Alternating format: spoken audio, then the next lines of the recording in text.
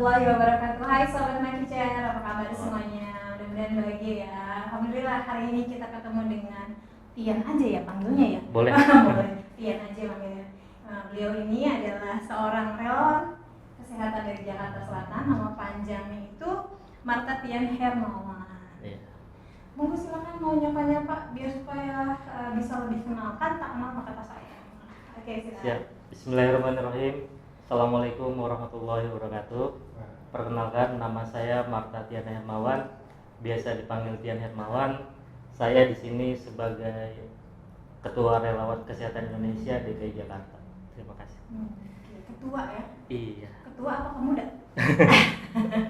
Ini kalau di Jakarta Selatan itu ada paling tinggi itu maksudnya ini ada tingkatannya atau satu komunitas itu tergantung di pasar minggu, apalagi kan kita kan banyak kecamatan ya.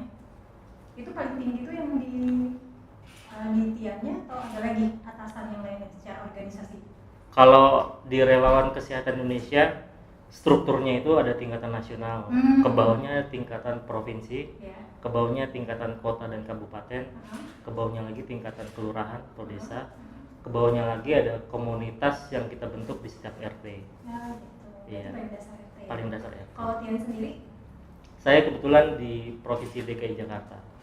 Di Provinsi DKI Jakarta. Oh, berarti yang megang Jakarta Selatan.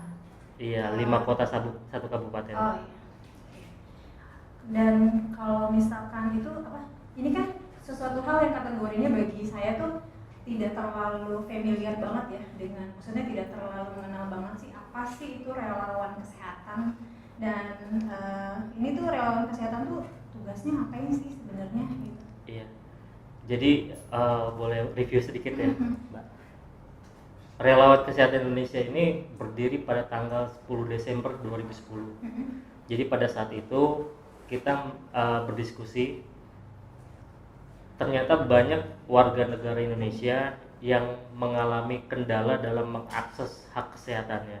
Contohnya dia terkendala dalam pelayanan kesehatan di rumah sakit maupun di tingkatan jaminan sosial yang sudah diamanahkan oleh undang-undang. Nah, pada saat itu kemana sih warga ini harus mengadu? Apakah langsung ke pemerintah atau langsung ke LBH gitu.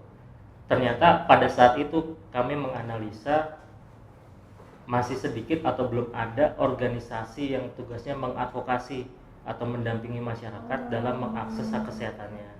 Seperti itu. Maka dan beberapa pendiri juga merupakan warga yang punya pengalaman lah terkendala di rumah sakit. Akhirnya kami berdiskusi dan bersepakat bermusyawarah untuk mendirikan organisasi yang bernama Relawan Kesehatan Indonesia. Bentuknya ormas. Seperti itu. Kita bergerak di bidang kesehatan, namun kita bukan organisasi profesi kesehatan seperti Ikatan Dokter Indonesia, Ikatan Bidan, Ikatan Perawat, tapi kami adalah masyarakat yang punya kesadaran untuk bisa mengakses hak kesehatan, karena hak kesehatan ini adalah hak yang paling fundamental yang harus dipenuhi oleh negara melalui pemerintah, seperti itu. Secara legalitas?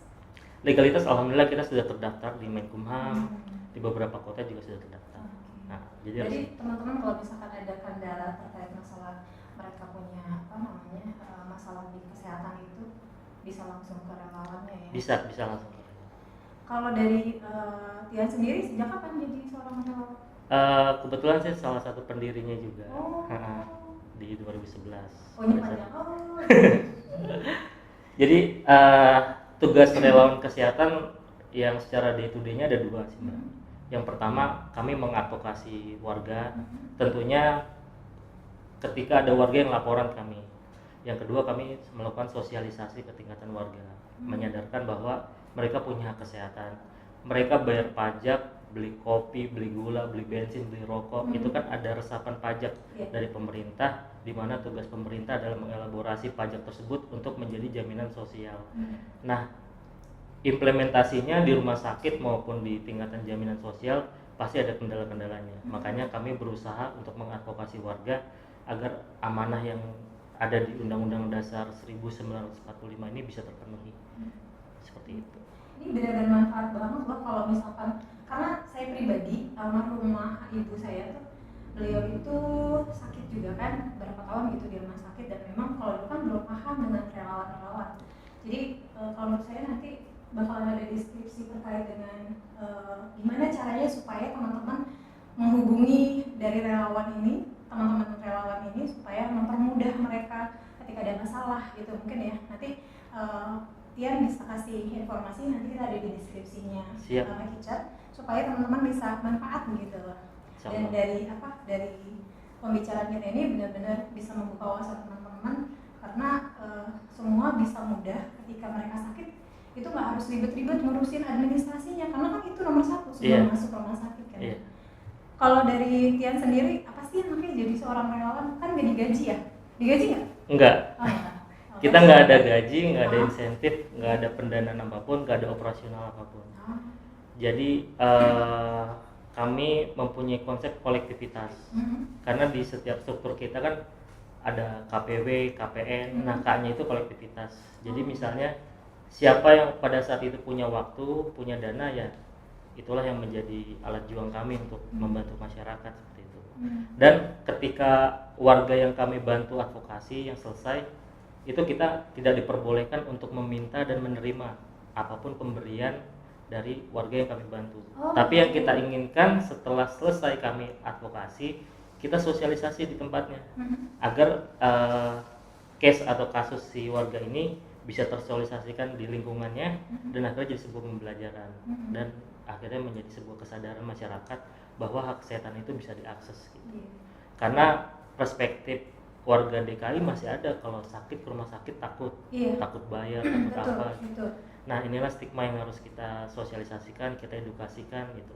Terutama orang awam, terutama orang awam yang mereka tuh apalagi orang dulu tuh, karena saya kelahiran asli Betawi yang total dan awam itu, kalau ke rumah sakit tuh rata-rata mereka nggak mau karena jelimet di awal administrasi kan, padahal kan ada kemudahan-kemudahan sebenarnya. Kalau misalkan boleh tahu caranya gimana sih supaya kemudahan-kemudahan itu didapat sama orang awam gitu?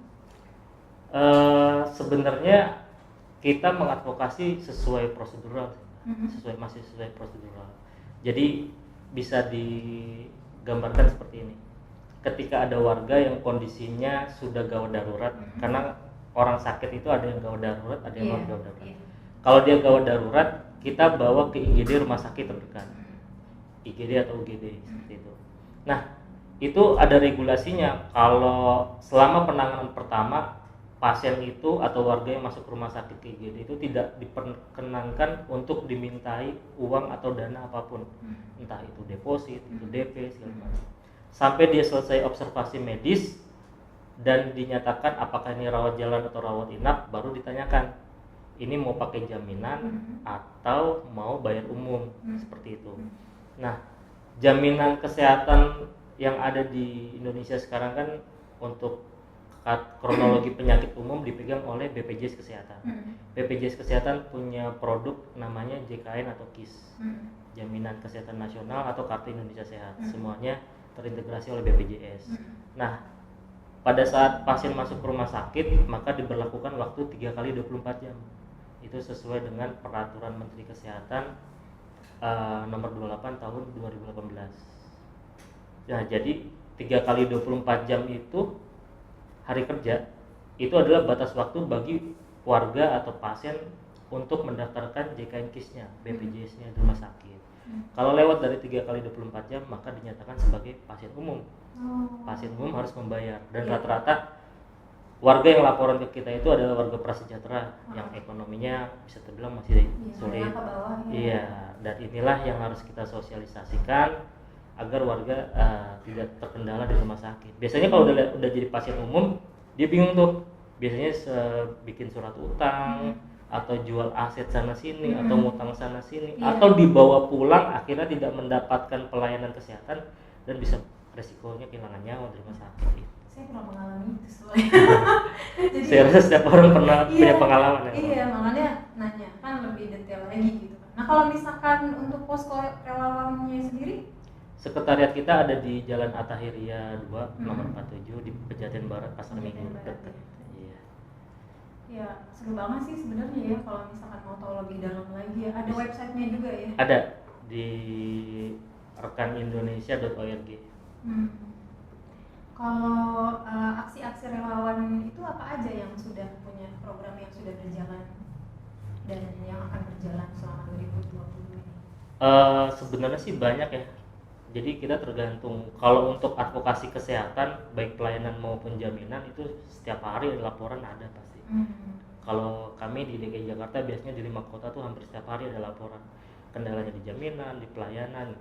Cuman kita juga punya sebuah terobosan yang itu tadi saya sebutkan adalah komunitas warga siaga. Komunitas yang kita bentuk di lingkup RT. Jadi penanggulangan kesehatan itu ada kuratif, preventif, sama promotif dan rehabilitatif. Nah, preventifnya ini yang kita coba konsepkan di setiap RT yang kita bangun komunitas itu. Contohnya, ada satu RT kita bangun komunitasnya, strukturnya dari warga tersebut. Nah, yang pertama kita ajarkan dia untuk mengadvokasi, seperti itu. Nah, jadi yang kedua kita melakukan pendataan. Nah, ini penting pendataannya. Contohnya, pendataan golongan darah. Karena banyak warga yang laporan ke kita membutuhkan transfusi darah, kita pasti broadcast kemana-mana tuh nyari-nyari. Iya. Ya kan? Karena di PMI biasanya kosong, di bank darahnya Saya kosong. pernah ngalamin juga. Hal lumrah ya, Mbak? Iya. Nah, apabila dalam satu RT itu mendata semua warganya golongan darahnya, kan nggak perlu broadcast kemana-mana, Iya, betul, tinggal betul. dilihat database-nya. Iya, Oh, Pak Jack ternyata golongan darahnya sama kayak saya, dia bisa mendonorkan, tinggal ditelepon. Kalau yang belum tahu, tinggal dicek ke puskesmas, jadi tahu golongan darahnya apa. Nah, ini yang menjadi preventif kesehatan di lingkup RT tersebut. Terus kita juga mendata warga yang belum memiliki JKNKIS dari BPJS atau yang JKNKIS-nya non aktif atau belum punya. Nah, itu kita advokasi juga biar mereka punya kayak gitu. Terus kita data juga yang punya penyakit komorbid, yang sudah manula, punya penyakit menular, tidak menular gitu. Agar ini bisa terselesaikan di lingkup RT gitu. Jadi nggak banyak pasien menumpuk juga di rumah sakit gitu. Iya, bisa saling membantu dan bisa Iya. saling bersinergi ya satu sama lain. Kalau hal unik dalam menangani pasien itu atau dari keluarganya pasien ada yang suka curhat atau apa gitu yang pokoknya yang unik lah menurut Tian gitu. Unik sih gimana kalau unik ini sedih semua nih. Ya, sedih lah ya. Karena ini Pasti permasalahan dasar warga gitu. Orang hidup kan perlu dijamin kesehatannya. Pak. Ketika dia sehat, dia bisa melakukan pendidikan, kerja, membangun ekonomi gitu. Ya sebenarnya yang kami tekankan ini biasanya keluarga pasien ini setelah kita advokasi kita ajak gabung gitu. Cuma kebanyakan saya trauma dengan rumah sakit. Nah, ini kesadaran yang harus kita bangun gitu. Dan bahkan konsep awal gotong royong ini harus kita bangun di tingkatan masyarakat gitu. Jadi kalau ada yang sakit dijenguk, terus kendalanya apa kayak gitu. Nah, kalau relawan ini keunikannya ya sebenarnya mereka bergerak berdasarkan ibadah sih ya. Karena di organisasi ini sebenarnya kalau mereka mencari sesuatu itu materi nggak ada gitu. Malah mereka mengeluarkan uang buat ke rumah sakit, buat nelpon keluarga pasien gitu. Teman-teman relawan ini. Iya. Nah, makanya amal jariahnya udah banyak banget loh. Insya Allah. Alhamdulillah, itulah yang menjadi bukan keunikan sih, saya sebenarnya sebuah kehormatan juga, salut juga sama mereka gitu. Kalau dari Tiana sendiri itu pengalaman yang terkesan, paling berkesan gitu, terindah lah selama jadi relawan. Berapa tahun sih? Sudah berapa tahun? 10 tahun. Oh, Masya Allah, 10 Iya, tahun. sudah 10 tahun. Oh, berarti bergelutnya luar biasa kalau udah 10 tahun tuh. Yang paling mengesankan lah itu dari semua selama 10 tahun itu kejadian itu yang paling berkesan banget di hati itu salah satunya. Sebenarnya sih karena terlalu banyak saya gak lupa. Yang paling ketika kasus COVID kemarin sih lonjakan kedua.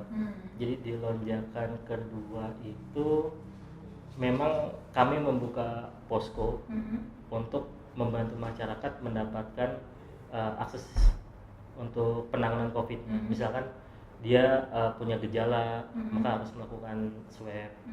Dia bingung mau kemana, atau dia membutuhkan rujukan ruang unit high care segala macam. Sementara ketersediaan bed okupansi di rumah sakit itu untuk ruang unit high care masih sangat terbatas. Sementara lonjakan COVID itu kemarin banyak sekali pasiennya gitu. Kita seminggu aja udah dapat 164 pasien gitu. Kalau sehari-hari biasanya kita 5 pasien laporannya, ini sampai 164. akhirnya kita sendiri nggak kuat. Itu yang paling luar biasa di selama 10 tahun. Iya. Karena kita mengalami selama 2 tahun ya kurang lebih, dan alhamdulillah mudah-mudahan ini cepat kembali pulih dan relawan-relawan juga punya semangat baru ya. Iya. Kalau dari Tian sendiri punya target sebagai menjadi relawan tuh mau sampai kapan? Karena ini ibadah ya mungkin sekuat-kuatnya ya. Kalau masih ada umur, masih sehat, masih diberikan waktu ya insya Allah masih teruslah kita membantu gitu. Karena kalau dibilang tadi berkesan juga ya sebenarnya fungsi utamanya kita juga bisa bantu keluarga kita ketika anak saya sakit, istri saya sakit, atau keluarga saya sakit gitu. Jadi saya paham regulasinya di rumah sakit seperti apa. Jadi untuk kesulitan di rumah sakit maupun di jaminan kesehatan bisa teratasi sih, minimal itu manfaatnya. Karena udah tahu seluk beluknya. Iya. Oke. Kalau dari masyarakat sekitar, terutama keluarga, itu support nggak Tian sebagai relawan? Karena kan kayak gaji tadi, ya kan, otomatis waktu juga ini kan memerlukan waktu yang lama juga di luar. Iya tentunya, apalagi kalau di tingkatan pengurus ya, dia di kerja aja suka diganggu gitu, ada laporan gitu kan. Sama-sama wajib nih, kalau orang wajib kerja juga wajib gitu. Makanya kami berusaha selain warga juga laporan ke kami juga mengajak mereka untuk bergabung. Karena semakin banyaknya warga yang bergabung, kolektivitas kita makin kuat. Jadi apapun permasalahannya bisa selesai dengan kolektifnya itu gitu. Kalau pasiennya banyak, relawannya sedikit ya kita juga bingung juga gitu.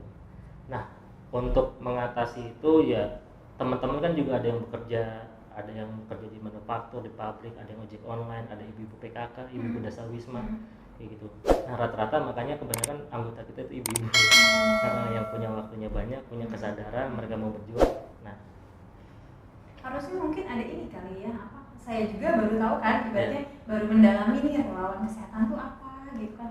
Tahu dari dulu saya cari relawan ibaratnya kan gitu kan. Jadi mungkin perlu banyak publikasi maksudnya promo-promo atau iklan atau apa terkait dengan relawan kayaknya sih, karena di sekitar kita tuh pasti butuh banget yang namanya relawan. Kalau boleh tahu apa sih kriteria sebagai relawan itu? Untuk kriteria sih sebenarnya kalau mereka niat aja mau bergabung, insya Allah kita terima kok. Gitu. Nggak ada kriteria khusus gitu? Nggak ada. Yang penting sih dia masih warga negara Indonesia, terus berideologi Pancasila itu. Dan normatif hati yang baik. Itu dia yang agak susah kita mencari personifikasi seperti itu di tengah kondisi ekonomi sekarang gitu kan. Ya pasti keluarga mengharapkan kalau ada sisa waktu maupun ada hal lain yang bisa dikerjakan itu yang bersinggungan dengan keuangan. Misalkan kita udah bekerja, kita punya waktu, ya udah usaha biar keuangannya makin meningkat gitu. Tapi teman-teman di sini punya kesadaran ternyata hidup itu nggak cuma nyari uang, tapi harus beribadah karena memang itu kodratnya manusia seperti itu. Kalau pesan untuk teman-teman milenial, karena anak muda sekarang tuh kan asiknya dengan gadget ya kan, dan sibuk dengan game. Yo, siapa yang suka main game? Angkat tangannya. Daripada kamu pada main game terus, mendingan gabung ya. Ke tim relawan ya, tidak ada batas usia. Tidak ada batas duit yang harus dikeluarkan. Kalau selama ini dari usia berapa yang jadi relawan? Yang jadi relawan itu yang udah lansia juga ada bergabung. Yang muda ada. Masih ada. Biasanya mereka adalah keluarga yang telah dibantu gitu. Jadi mereka punya kesadaran.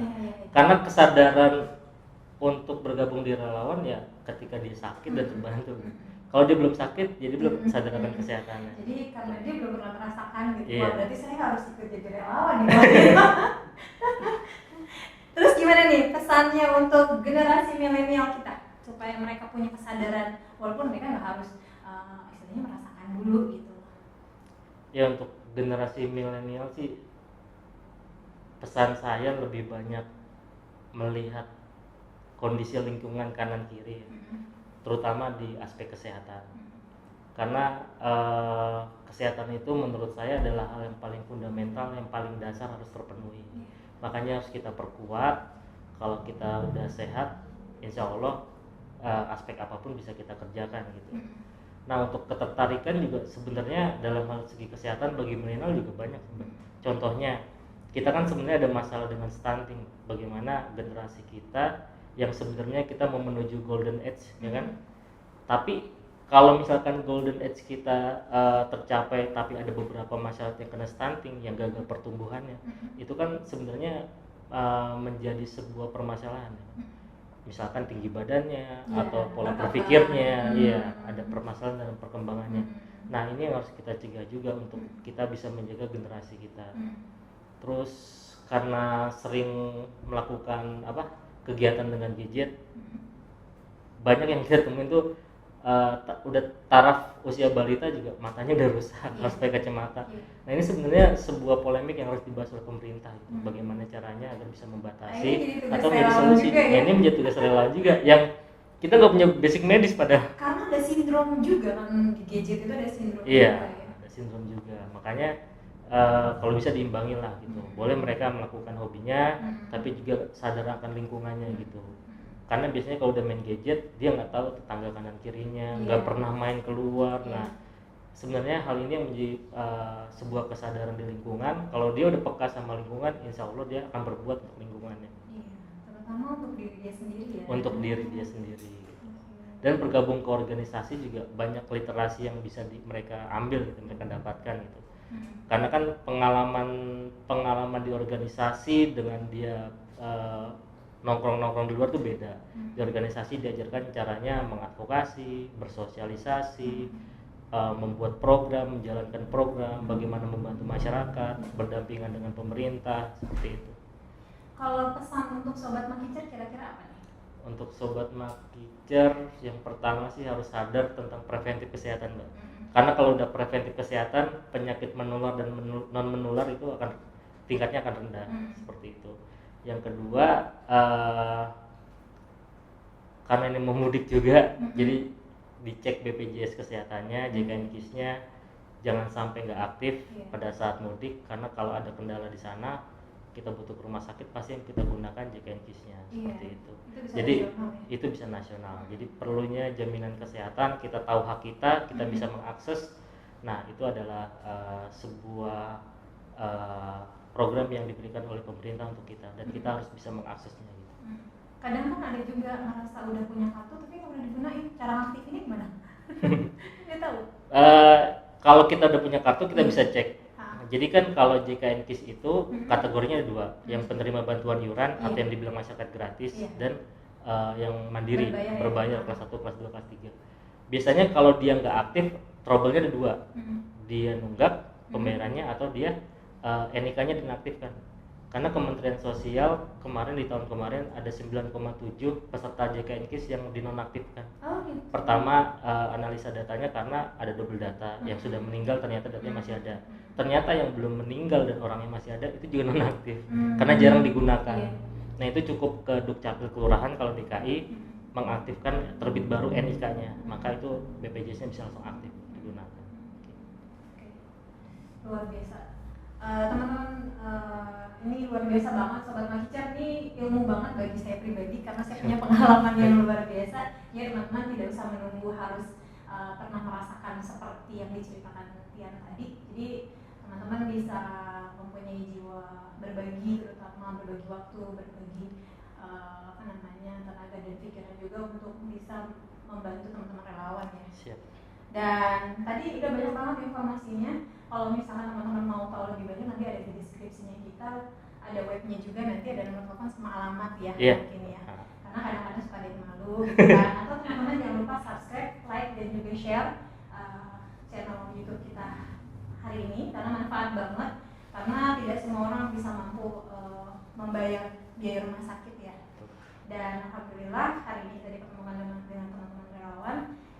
Sahabat Makicer, sehat itu sangat mahal karena berapapun harta kita akan tetap kalah dengan harta sehat. Jadi tetap jaga kesehatan dan jangan lupa kita berterima kasih banyak ke teman-teman relawan kesehatan. Suka atau tidak suka, kehadiran mereka begitu penting sebagai penopang di setiap peristiwa. Dan mereka tidak digaji loh teman-teman, mereka tidak dapat imbalan, namun mereka mengerjakan atas nama kemanusiaan dan kebangsaan. Masya Allah. Tentu kita semua harus selalu mendukung keberadaan relawan, karena relawan ini bisa jadi mereka adalah orang yang pertama yang akan ada di setiap kejadian. Jadi teman-teman, relawan terima kasih banyak dimanapun berada, karena tingkatnya nasional ya. Iya.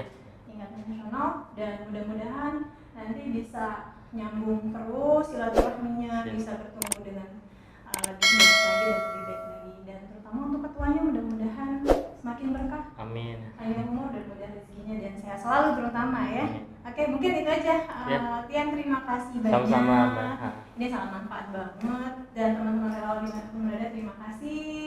Kita tutup dengan Assalamualaikum warahmatullahi wabarakatuh. Waalaikumsalam.